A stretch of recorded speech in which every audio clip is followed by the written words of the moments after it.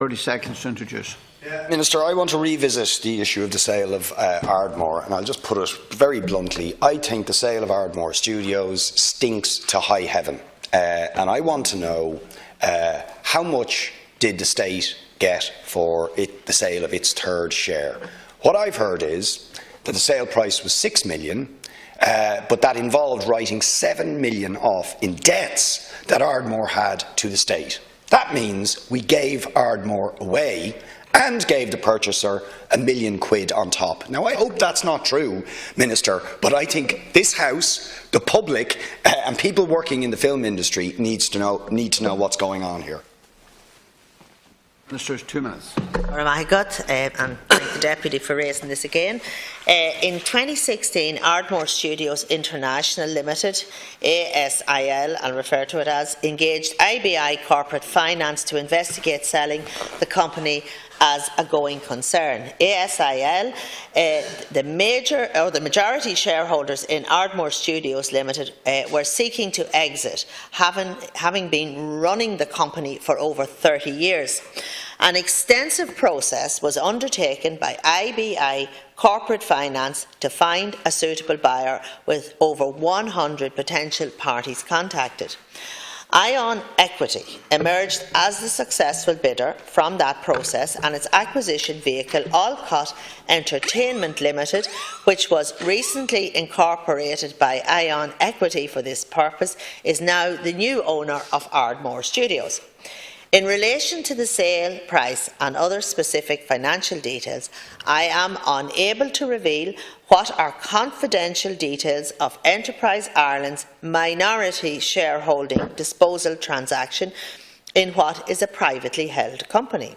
This applies to the Ardmore transaction as it would any other individual investment or share disposal of Enterprise Ireland where it is a minority shareholder in a privately held company. This principle of confidentiality reflects a statutory duty of confidentiality set out in Section 16 of the Industrial Development Enterprise Ireland Act 1998. In this case, the parties also understood at the time of the sale by Enterprise Ireland and other majority shareholder vendors that, due to Section 16 of the 1998 Act, the consideration and other financial aspects of the sale would not be revealed. Disclosing such information would be in breach of the high standards of confidentiality adhered to by Enterprise Ireland. What I can say, however, is confirm that Enterprise Ireland negotiated the sale of its shareholding with the benefit of comprehensive due diligence undertaken by independent consultants, and is satisfied that it realised full market value and on a par with the other majority shareholder parties.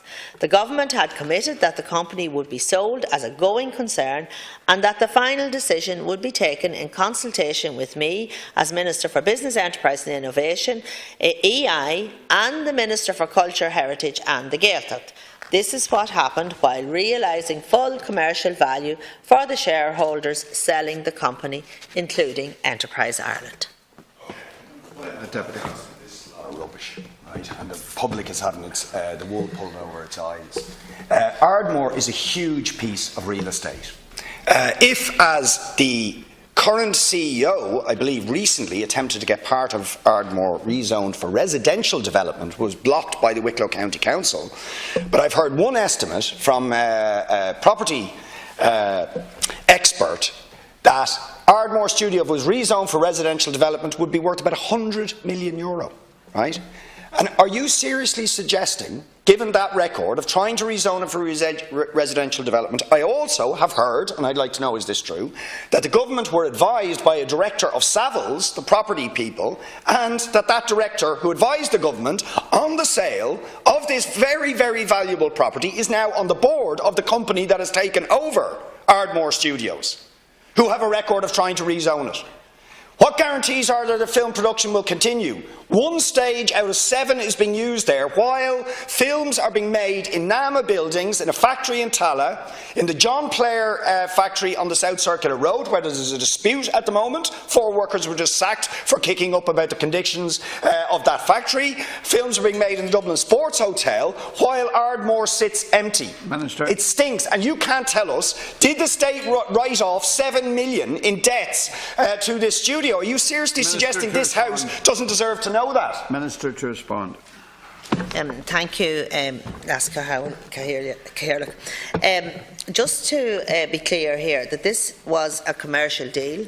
It was negotiated commercially, and there was a guarantee there for the workers in that their future, I believe, is secured in terms of going to be investment in Ardmore Studios. I visited the studio some time ago. It badly needed investment, and this is an opportunity to expand the facility there. And you talk about planning permission. Well, you know, Deputy, and I know that it is the reserve of the elected members of Wicklow County Council to change the zoning of any area. That is outside my control, it's outside your control, but I'm quite sure that when the local authority sees the advantage of this investment in Ardmore, that they will be quite happy to make sure that it remains as a location for the film industry. And it cannot be done without the agreement of Wicklow County Council to alter the current zoning restrictions. And the state will continue to support the film sector through the Irish Film Board, tax incentives and other measures. And the Irish Film Board, I might add, also welcomed the acquisition of Ardmore Studios by Alcott Limited. It stated, "The studios continue to represent a vitally important part of the infrastructure of the Irish film industry, and it's very heartening to hear about the commitment of the new owners to their investment in and the development of these historic studios." So there's a commitment there to invest in the site by the new owners. Deputy Barrett. The public have a right to know what is happening with the expenditure of public money. And I repeat, just not answering the questions. It is reported that Ardmore owed the state €7 million.